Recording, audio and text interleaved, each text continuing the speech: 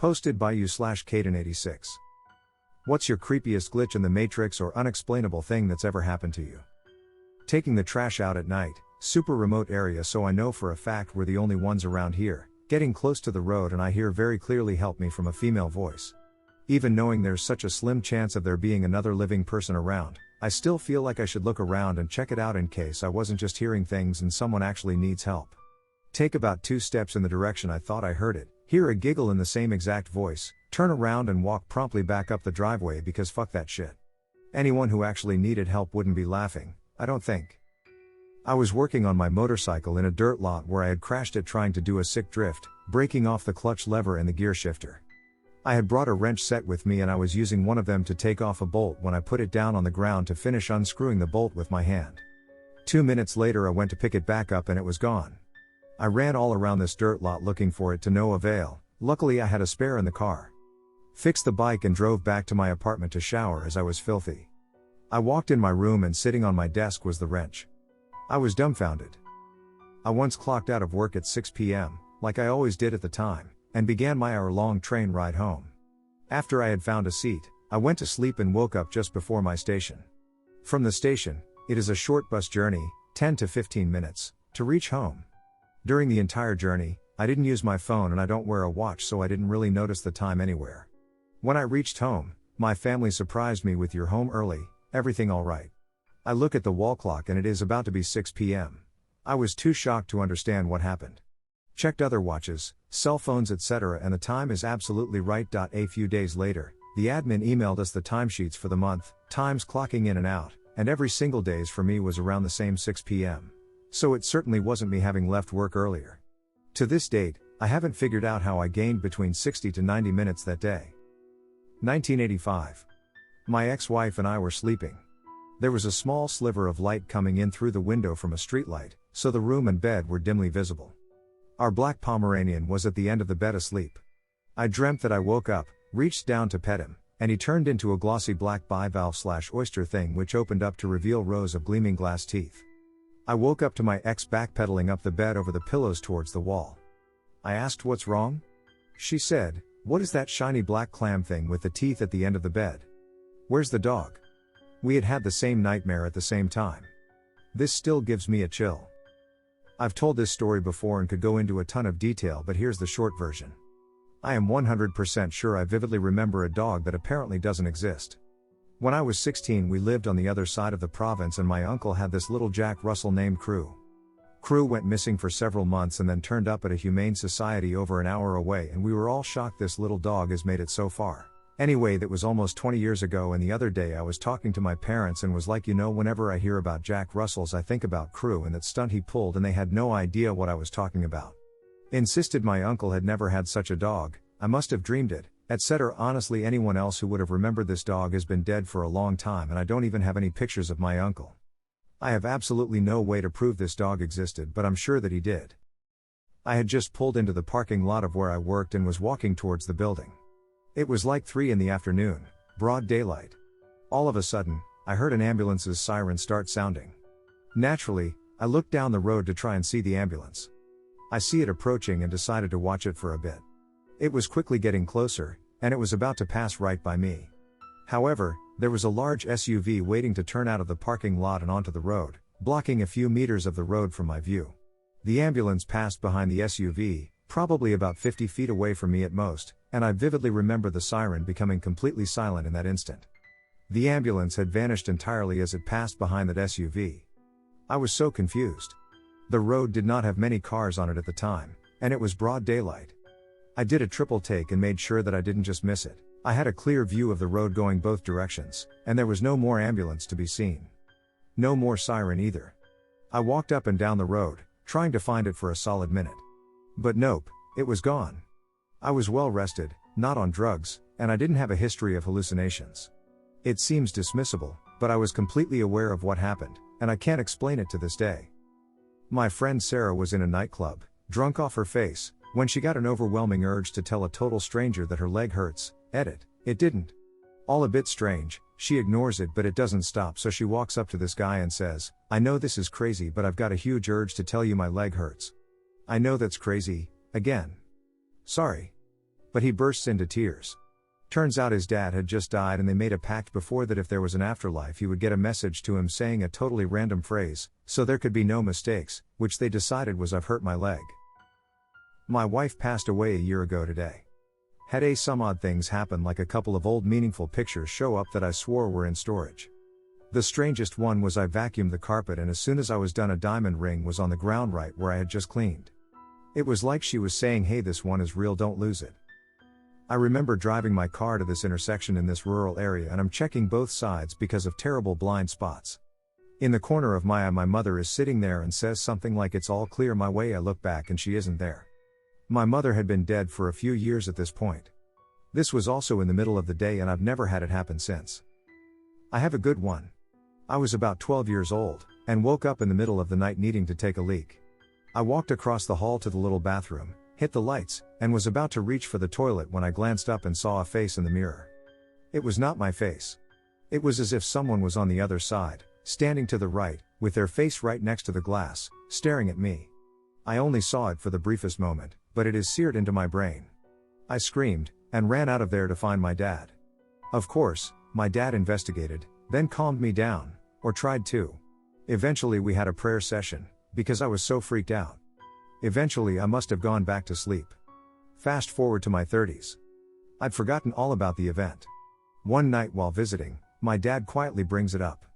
"Remember that one time you saw a face in the mirror?" It suddenly came back to me in a rush of memory, sending a chill down my spine.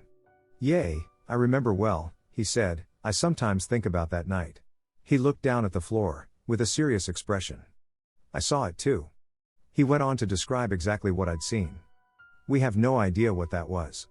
Apparently when he investigated, he saw it and had a freak out of his own. Apparently the prayer session was as much for his own nerves as mine. I respect him for keeping that tidbit from me till my 30s, but I kinda wish he'd never told me. Around 12 years old I was watching Mega's XLR, or something that was on at the time. Sitting there I noticed that the sun just turned off. Like completely. I was real confused, opened the blinds and it was dark. Show was still at the same spot, but the clock on the cable box said it was 5 hours later. My best guess for what happened was that I passed out without realizing it, like those nights where you lay in bed and blink and suddenly it's morning. So I'm guessing I fell asleep sitting up, for exactly enough time to have Cartoon Network play a rerun of the show get to the exact spot I fell asleep at. Was surreal though. I shared this a few years ago when this question was asked last time, and didn't really realize how glitchy in the Matrix it was until people started commenting haha. In college, I took a hard news/soft news journalism class where one of the assignments was to write an obituary for one of my grandparents. The professor told us to write it on a deceased grandparent, but if all of your grandparents were still alive we had to choose one. In my case, all of my grandparents were alive. I procrastinated actually doing the assignment until the night before it was due because it seemed like a morbid assignment. Especially once all of my grandparents were still alive. Scramming for an easy grandparent to write about, I gave my mom a call and asked her for some basic biographical information about my maternal grandfather. As we were talking about my grandpa's career, my mom couldn't recall the name of one of the companies he worked at. She lectured me about waiting until the last minute to write the assignment because it was late, 10:30 p.m. my grandpa's time. However, she said she would give him a call to see if he was still awake and be able to answer that question once my assignment was due the following morning. When my mom called my grandma answered the phone in a panic. My grandma frantically explained that the paramedics had just arrived and were performing CPR on my grandpa because he had stopped breathing and lost consciousness. My mom was able to stay on the phone with my grandma until they took my grandpa to the hospital, where he was declared dead. In the time my mom and I had been talking on the phone about my grandpa's obituary, he was dying. His death was entirely unexpected at that. Although he was in his 80s, he was the healthiest of my grandparents at the time. We ended up using the obituary I wrote for that writing assignment as his actual obituary. Still freaks me out when I think about the timing. I've told this on Reddit before, but here it is. I had a very important document that I only ever kept in one place. I kept it in the top drawer of a small filing cabinet. I never moved it and would always see it in that drawer whenever I opened it for whatever reason. The day came that I needed it now and I didn't sweat it because I knew exactly where it was. Well, I'd be damned if it wasn't there. Cue panic attack. I tore that filing cabinet up.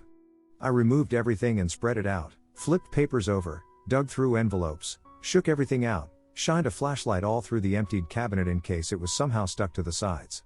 I mean, it was not there. I can assure you no one took it or was messing with me. I was so frustrated. I even looked through other parts of my house. But I knew it wouldn't be in any of those places, and it wasn't. I was intermittently going back to that dumb filing cabinet. No luck.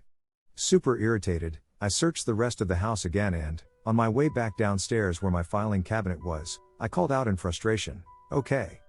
Bring it back." I don't know who I thought I was talking to because I was alone, but you guessed it. I found it in the top drawer of my filing cabinet where it should have been in the first place. I was relieved and totally freaked out. So this has always bothered me. I was 13 years old at the time and my dad was a coal miner. He worked third shift, known as the hoot owl shift, which was midnight to noon. As such, he got home around 2 p.m. and slept till around 9, got up, had dinner with us and left for work. My dad was always pretty gruff and constantly yelled at us if my younger brother or I made too much noise and woke him up after getting home from somewhere, which as an adult now I completely understand. So one day I did something to wake him up, I forget what. Anyways, he calls me back to the bedroom and I'm expecting to get a dressing down, but he just looked at me and said, "It's okay. Come over here and give me a hug." What 13-year-old boy wants to hug their dad? I kinda squirmed a bit and he followed up with, "What if something happened to me?" And just laid there all grizzled and tired. I didn't hug him. That night there was an accident in the mine. He saved everyone on his crew, including the one person he went back in for. His was the only death, and I'm convinced he knew it was gonna happen. I'll never forget his eyes that day. If someone asked you for a hug, give it to them. I love you, Dad. Around 12 years ago I had a dark purple 3 Series BMW which I drove to work and parked in the same spot for around 3 years. I sold the car due to mileage and wanting something a little more reliable and purchased a different car. 1 week later, I turn up to work to find my purple BMW parked in my parking spot. I was totally WTF? Turns out that we had a work experience kid start that day, and his dad had dropped him off in my old car that he bought 2 days earlier. What are the chances of that? I've never met this kid or his dad, and yet here was my old car in my /its space. About 2 years ago, I went to collect my husband from the ferry after work. My husband got into the car, and as I was driving very slowly out of the car park, we both noticed 2 people standing a few meters in front of our car. It looked as though they were strangers, older looking professionals, both walking to their separate cars in different areas of the car park. The man was reaching into his side bag and the lady was further ahead than the man, with her head turned to the right. I know the exact positions they were in because they were completely frozen on the spot. My husband and I sat there watching the frozen strangers, not saying anything to each other, and then all of a sudden it was like someone pressed play and the 2 strangers just continued on like nothing had happened. My husband and I promised to each other that we would never forget how weird the experience was. I can't remember exactly how long they stayed frozen like that, but it was long enough to freak us both out. I always have weird visions, or I'll see something in a dream, but I won't notice that I've seen it. Then like a week or so after I'll see the exact same thing. Almost like deja vu, but not quite, since it hasn't actually happened before. It would always be something so specific, and it has happened multiple times, so it can't just be a strange coincidence. Edit, it's very reassuring to see all the stories of people experiencing the same thing, assures me that I'm not going insane, or maybe many others are just going insane with me. I won't be able to read them all as my phone's been blown up with them, but I'll try my best. 2 things. Each was witnessed by at least one other person and both were while driving. Once at a stop sign in a neighborhood. All of these little sparkles started swirling around in mid-air roughly 3 to 4 feet off the ground out of nowhere. The group of them were roughly 2 feet wide by 3 to 4 feet tall. It lasted 3 to 5 seconds and then they were gone. No one was around, and when I asked my passenger if he saw it too, he breathed a sigh of relief and said yes. We spoke about it a little more, but there is no reasonable explanation. The second happened when myself and 3 friends were driving down an empty country road. Very straight stretch. A man on a bike appeared. Someone said to watch out for him, so not to hit him, and then he disappeared. Our minds were blown to say the least. Just poof and he's gone. Every night I go to bed about 2 hours before my husband. I always wake up when he comes into the room. One night he was gaming with a friend, and it was hours later I heard him sneak into the room and crawl across the floor so he could pop up and scare me. I felt the floor kind of shake and felt him bump clumsily against the side of the bed in the dark. I held out my hand and asked him not to scare me. I was already scared enough, and begged him to just take my hand and come to bed. I couldn't see anything in the room, but knew he was there and just waited for him to jump up so I could move on and go back to sleep. That's when I heard him talking to his friend in the other room. I was frozen. I know there's sleep paralysis or lucid dreaming or something that explains this, but I would have sworn on my son's life that someone had crawled across the floor and jostled the bed. Eventually I worked out of the fear enough to grab my phone and text my husband to come in and turn on the lights and check under the bed. But holy shit, it boggles me how real it felt. ETA, thank you for the silver. It's my first. Thank you to everyone who's confirmed sleep paralysis, kind of comforting to have that as the answer, maybe if it happens again that knowledge will help.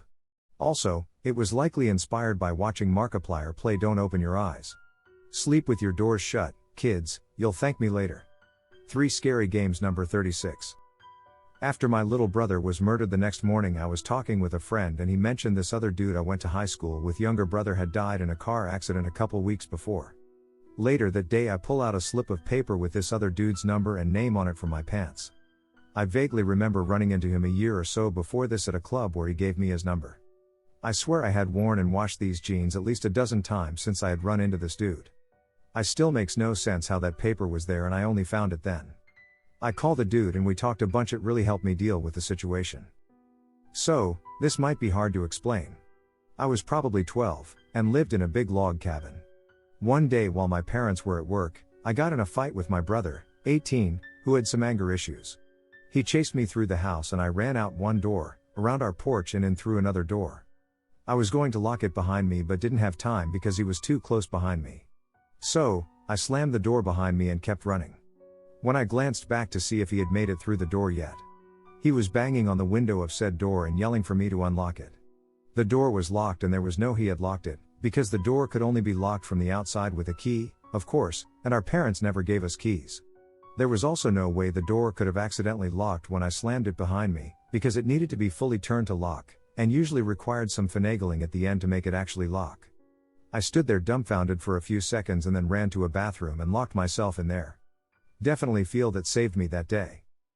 It isn't creepy, but when I was in high school I had a dream I was in all white classroom, totally white, like the ones you would see in a dream, and a girl was sitting in the chair on my side. During the dream, I knew it was a dream because that girl was a senior, we didn't have common classes. About 6 years later, I was at a master class, the sun was shining bright outside, the classroom was very illuminated, and I see this girl on my side. We are doing masters together. And having a class, in all white fucking classroom. Of course I remember the dream at that very moment. I don't personally remember this, but I would see my dead grandfather all the time when I was a kid. From the ages of 7 to 9 there was probably 10 different incidents.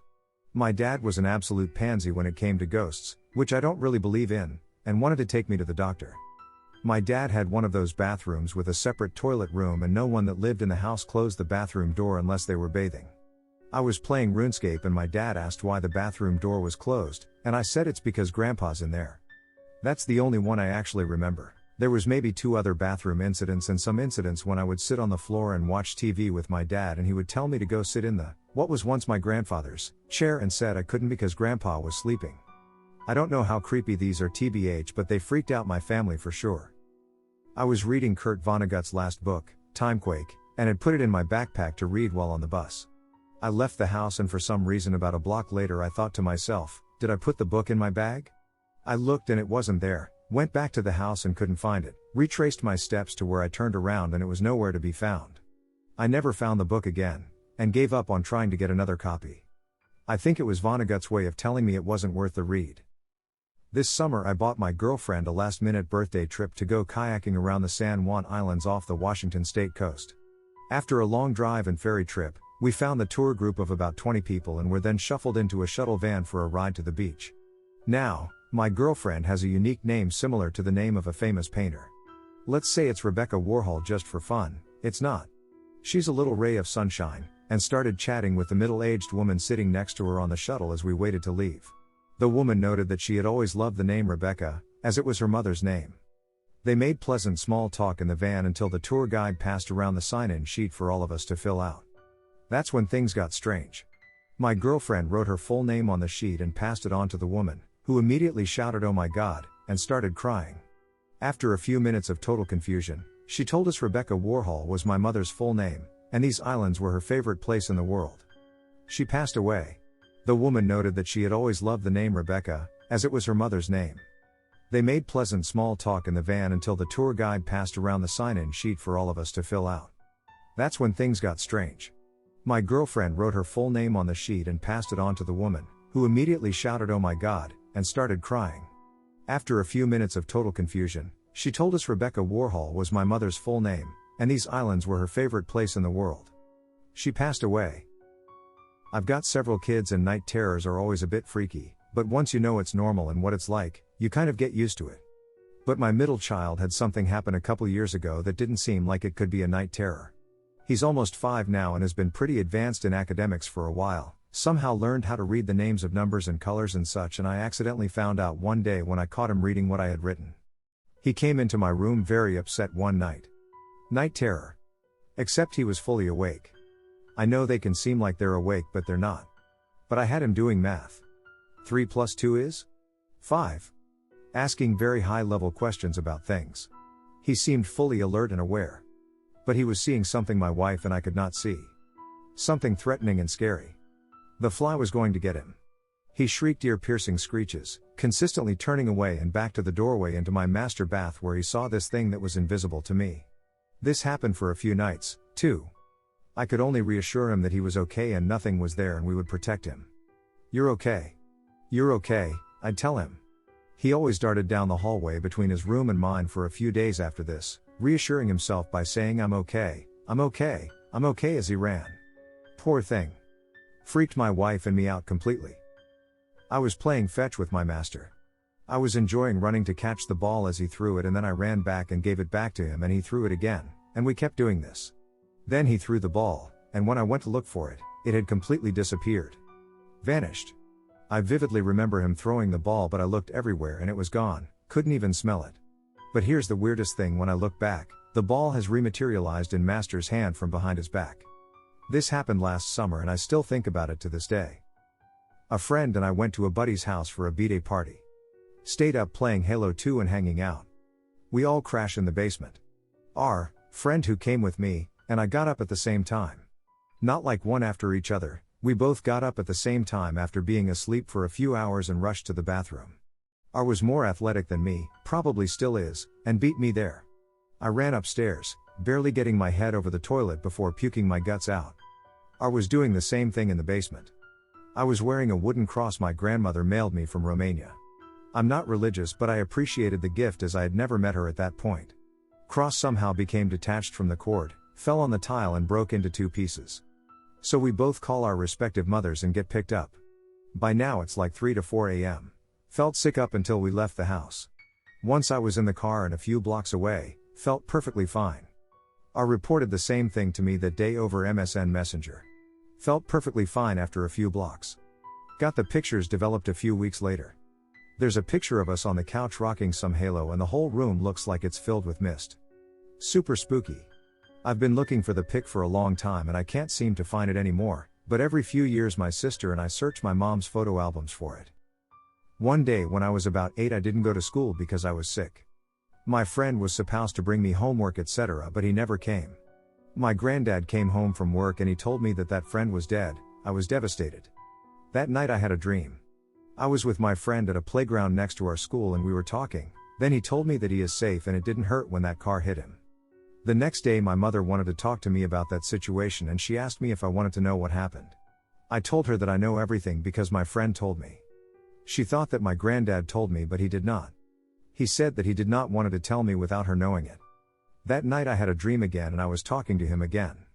We were playing and having fun and he told me that he really had to go and we won't see each other ever again. The next day was his funeral and I really haven't had a dream about him ever since. I died. I saw it, I lived it. Either it was another world with a version of me that died I saw, or I'm going crazy but I died. We had a pep rally in school and after it was finished we had to go back to class. Well, my friend and I were not into that, so we wanted to do across the street to Sonic. Across the school there is not heavy traffic, but if you don't pay attention you could get hit. Well, I remember walking with him and he dropped something, so I went across the street first. I just saw a red Tahoe heading right for me and I got hit. I remember everything. I remember gasping for air, I remember waking up and sleeping again. Then nothing. All of a sudden I was back in the stadium again and the exact same words came out of the principal's mouth. My friend wanted to go get Sonic but I was freaking out. Was asking him everything. I thought it had to be a dream, so I went with him just to see what would happen. He dropped his stuff again and I waited. To my horror, that same red Tahoe showed up. I told him that I'm going back to school, I ain't dying again. I can still see the other version of me on that street just messed up. Not even moving. This happened around 1991. It's the middle of the night. I'm standing in my sister's living room and it must be a full moon, because even though it's around 1 a.m. and the lights are off, I can see clearly. There's a mixing bowl with popcorn kernels in the bottom on the floor in front of the TV and some rental VHS in a pile nearby. I hear a noise and turn around to see my sister's normally very friendly Labrador retriever looking like Cujo. Fangs bared, snarling, hackles raised. Suddenly there's a bright flash of light and I wake up like I hit the bed from a great height. I think that was a weird dream. Eventually, I fall back to sleep and in the morning I call my sister, planning to tell her the story, but she preempts me by telling me about the weird thing that happened in the night. They woke up to the sound of the dog snarling at about 1 a.m. Her husband thought there was a prowler in the house, got a gun and went to find the dog. She was standing in the living room snarling at the middle of the room. He couldn't see anyone, so he flipped on the light. No one was there. The dog instantly stopped snarling and walked to her bed like nothing had happened. He checked the property and went back to bed. We talked a bit and I found out they watched some rental movies and of course we had popcorn. Why? My sister is a little woo-woo at times, so I decided not to tell her about my night. She lived about 450 miles away by the way. I remember being pretty young, like 9 or 10, and I was the car park of a pub in England. I remember seeing someone in their teens in the window of a house looking over the car park. They waved at me and I felt like I knew them somehow. My parents asked who I was waving at and I said just some lady in the window over there. Didn't think much of it. Fast forward 10 years. I was at my nan's new house. I remember walking into her room going to the window. I then realized I was in the house looking over that same parking lot and remembering that interaction years before. Then a girl around 9 or 10 who was in said car park waved at me and I waved back. I felt like I knew her. Could not explain it and have never told anyone about it. It freaked me out. Well, my story is a bit creepy because I lost myself. This was like 7 years ago when I was still in high school. It was a normal day, all classes went well till the math class began. The teacher was explaining the lesson and how it was related to the previous lesson we had the previous day. Everything the teacher was explaining was new to me and never heard before, so I was like, yeah sure. I wasn't paying attention again during that class, so I opened my notebook to check what I wrote about that class. I always write everything discussed during math class cause I sucked at math and my dad was strict about it, which got my teacher to be strict also with me, and found nothing about the previous class. I asked my friend sitting next to me to give me his notebook to make sure, and I found like a whole new material from the last class that I've never seen before. So I started investigating after the class, going around asking my classmates this crazy question: was I here yesterday during the math class? And they were like, what? And I explained the whole thing to them, and apparently I was not there. I attended both classes before and after the math class and wrote everything of both classes in my notebook, but I have no memory where I was during the math class. And the schools where I live have a one-class system where students stay in their class and teachers come to them for the lecture, then leave, and the next subject's teacher comes and so on. So we know each other well, and everybody I asked said that I wasn't there during the math class. So yeah, I lost myself for approximately an hour. I wouldn't say that this was creepy, but it's definitely one of the most quaintly surreal things I've ever experienced. So, back in 2016, I was injured at work, and for about 6 months my life consisted of going to physical therapy and being confined to bed until I could walk again. With that in mind, I had a lot of time to read books. One of the books that I was reading was Ex-Heroes, by Peter Clines. Now I don't know about anyone else, but when I read a book I like to cast the characters in my head, coming up with how they look. One of the minor characters in this book was named Ilya, and, because I know someone named Ilya, and because the book is set in Los Angeles where I live, the Ilya in the book became the Ilya that I knew in my imagination. But then, something strange started to happen.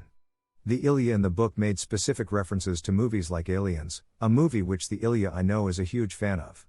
The Ilya in the book was a big fan of firearms, as the Ilya that I know is. Put into words, these details seem slim, but there was something so strange about the character in this book that I eventually reached out to the Ilya that I knew to ask about it. Turns out that Ilya knows the author, Peter Clines, who had put him in the book.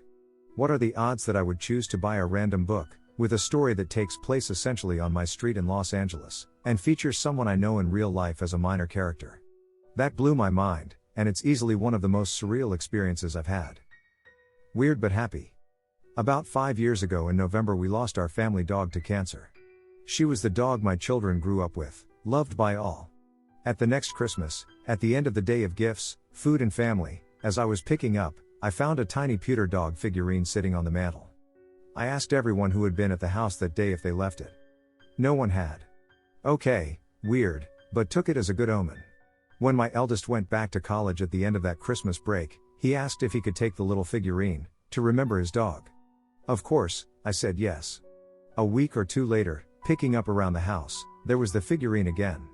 I called my son, and said, "You forgot the dog figurine." He said, "No, I didn't, it's right in front of me on my desk." I had now found a second figurine. Again, no one claimed any knowledge of it. No idea how, but I still have the two of them tucked away on a shelf to this day. I was a young boy of 5 to 6, I think, maybe 7, at summer camp. The supervisors took the kids to a swimming pool and we were all swimming there. One of the supervisors was throwing kids into the pool, we'd splash around, climb out, and get tossed in again, which was great fun. It was my turn to get thrown in, except I forgot to take a breath before I hit the water and went under pretty deep. Now I was underwater and I really had to take a breath and was fighting the urge to breathe. I lost and inhaled. I swear to fucking God, I'm not making this up, but I somehow breathed air. I felt calmer and my lungs and body relaxed, just like I had taken a gulp of fresh air. I swam around underwater for a bit, just because it was so weird, but then I had the thought that maybe I shouldn't test or take for granted this thing that just happened. I should just count my blessings, so I went up and surfaced. The rest of the day was normal and I never told anybody. I should mention that as a very young child, aged 2 to 4, that I hallucinated a few times. Once I was walking down a hall in my house and I started floating in mid-air. If I thought about it, or questioned it, I'd start sinking, but if I just relaxed and accepted it, I could float again. That only happened to me once, but I would have dreams where the same dynamic would happen for many years. Those stopped around the time I hit puberty, I think. Anyway, I don't know what happened that day in the pool. My first thought at the time was that it was another hallucination, but the part I don't understand is why I so desperately needed to breathe before the hallucination happened, and why I was so relaxed and calm and not panicky as if I had actually breathed afterward. I even stayed underwater for a bit. It was pretty surreal. This didn't happen to me, but to my mother and aunt when they were younger, and to this day is the creepiest thing I've ever heard. So one day when they were around 16 years old, they were alone in the house for a couple of hours while their mother was out working. I don't remember exactly which one of them noticed this, but one of them walked into the kitchen and was shocked to find that the stove had somehow been ripped open all the way into the oven. My mother described it as if someone had stabbed the top of the oven, slashed it, and then pulled that slash open with their hands. Both of them saw it, and when I asked my aunt about this story, she gave me the same description. Also, this was definitely not a visual hallucination because they swear they reached with their hand from inside the oven to the top through the hole. They both swear they were sober at the time, and I believe them because they were raised in an extremely religious environment, so it's impossible they were drunk or high. When my grandmother got home, they naturally went to show her the slash, only to find it was completely gone. The stove was completely normal and there was no sign of a hole ever being there. This experience is probably the only reason why I'm not completely skeptical about the supernatural. I've got other personal experiences of this sort, but they all can be explained rationally one way or another in a way that makes complete sense, but this story is way beyond me. A minor one, but why not? My wife and I are space nerds, so we follow pretty much all news regarding space travel. Of course, we're all hyped AF, if skeptical, about the whole Starship thing. And the glitch is exactly about that thing. About 3 years ago, SpaceX channel posted this vid, showcasing the first iteration of their Mars craft. I watched it on like day 2, with my wife sitting behind me, eyes wide and in absolute awe. We finished watching, I turn back, and see that incredulous look on her face. But we already watched this. Some 3 weeks ago I look at the posting date, nope, nada, it was definitely 2 days ago. I do a quick search in Chrome history, going all the way to the beginning of the year, obviously, no trace. I even checked the internet and it's, as Starship was called back then, was not even revealed 3 weeks prior, at least not in any video published by SpaceX or any other official site. Then she starts going through things I apparently said back then, during that previous watching, up to quoting my exact words, some of which sound pretty similar to what I thought while watching the vid, but definitely didn't speak aloud. As I was too stunned and awestruck. At this point I recall that at 2:40 time mark, she had said something along the lines of, "Look, now it's going to deploy panels, it looks so funny," and the scene happens then, a few seconds after her remark. So either she actually saw the vid before me, or guessed the moment, based on what was being shown in the vid. We chalked that up to either her watching it a day prior, just after it got uploaded, and forgetting about it, or an actual harmless glitch, I actually believe in glitches, kinda in a Pratchettesque manner of things just happen, what the hell. I usually break this out when someone asks for a ghost story, but I don't believe in ghosts, so we'll say it fits this category. I have always loved exploring abandoned buildings in the American West. Mostly ghost towns, abandoned mines and such, but old ranch houses and other building can be interesting, too. In 2005, I was in central Nevada, heading for a week-long exploring trip. I passed an old house on a large, former, ranch property that I know had been inhabited just a few years earlier, but now appeared to be abandoned. No cars on the property, about half of the windows boarded up, etc. The front door was open, so after shouting out for any inhabitants with no response, I walked into the house. It had seen other visitors before me. A few windows were broken from the inside, and many of the few belongings left behind had been rummaged through and strewn about. I walked upstairs, and began walking from bedroom to bedroom. Pack rats had begun their takeover, and their droppings littered the floor. I walked into what was once decorated as a little girl's room. There was a cheap brass bed frame, and the mattress had been slid partially off the frame and onto the floor. Some clothes and toys sitting around would lead me to believe the girl was quite young. I peeked into the small closet, which was bare with the exception of a few wire hangers left on the rod. When I turned to leave the closet, there was a girl, around 5 to 6 years old, sitting on the bed, which had somehow had the mattress returned to its normal position. She said, "Hi, mister. What are you doing in my room?" I panicked, and immediately realized that the house wasn't abandoned, it was just that the family living there was living in extreme poverty. I began apologizing, and explained that I had yelled hello, and nobody answered, so I thought the house was abandoned. "It's okay, mister. Mommy isn't home. I haven't seen her in a long time. Maybe you could help me find her?" She stood up, walked toward the open window and sat on the ledge, looking out on a vast empty field of sagebrush. I asked her to come downstairs with me and we would go find her mother. She started to stand up from the window, but turned around suddenly and said, "Oh no, he's coming. I have to go, mister. He's coming. You should probably go too." She then kicked her legs over the windowsill and jumped. I raced to the window, and looked to the ground, expecting to see an injured little girl, but there was nothing there. I raced back downstairs and out of the house. I looked around as I walked back to my car, but saw nobody. She wasn't what I think of when I think of a ghost. There was no transparency, no foggy haze around her or anything like you would expect from a movie ghost. I still don't know what the hell I saw. I pulled into Austin, Nevada later that evening and met up with the group I was planning on exploring with. We went for drinks that night at a local bar, and after a few drinks they convinced me to tell my story to the bartender. He listened, and then asked me to confirm the location of the property. When I described the location and condition of the house, he explained, "Oh yeah. That's the old ranch. Sounds like you had a visit from Nellie. She likes to chat with people that stop by. She's harmless." He then explained that the original owner disappeared in the late 1960s after leaving a note saying the family was moving to Alaska, so he could try his luck at gold mining in the Yukon. He was later located in Oregon, and largely suspected of killing his wife and daughter, however no bodies were ever found. His version of the story was that the wife and daughter did not want to leave Nevada, and left him somewhere along the way. I absolutely loathe telling this story, because I don't believe in ghosts or the paranormal, and I feel like I'm trying to tell a spooky story to a group of children. I went back to that house 2 more times before it was burned down a few years back. I never saw or heard anything unusual since my first visit. 3 things have happened to me I can't explain. Looked for 2 weeks for a phone number for a friend of mine in Germany who I hadn't spoken to for over a year.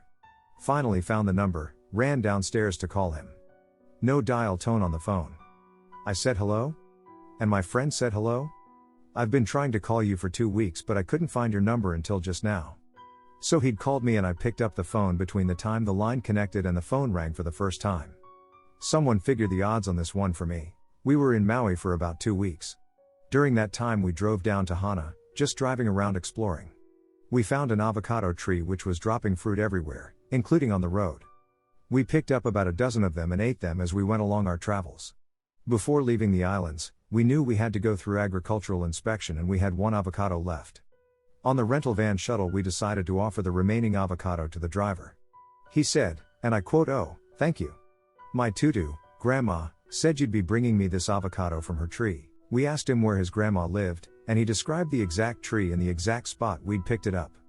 We asked, "Is that your grandma's house?" He replied it was, but she died 20 years ago. She told me in a dream last night you'd be bringing me the avocado from her tree. How the hell do I explain that? I'm a skeptic, but this shit is just beyond me. I grew up on a farm 10 miles west of the middle of nowhere, northern Wisconsin. A flatbed truck from the 1930s, in pristine condition, pulled on the yard. A gentleman in vintage 1930s garb hopped out of the cab and frantically said, "The mail lady just crashed into the bridge down the road and she needs help." I ran inside, called 911, then took my ATV down to the bridge.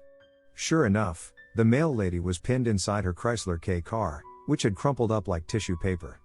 I learned the power of adrenaline, as I had the strength to rip the driver's seat, which was pinning her legs, right off the tracks. Once the paramedics got there, I went back to the farm. I asked everyone if they'd seen the flatbed, but no one had. My grandpa finally told me that sounds like old Bill. He died in a flatbed truck when he crashed in that exact same spot about 50 years ago. He described Bill down to the ratty old hat, suspenders, and pinstriped shirt.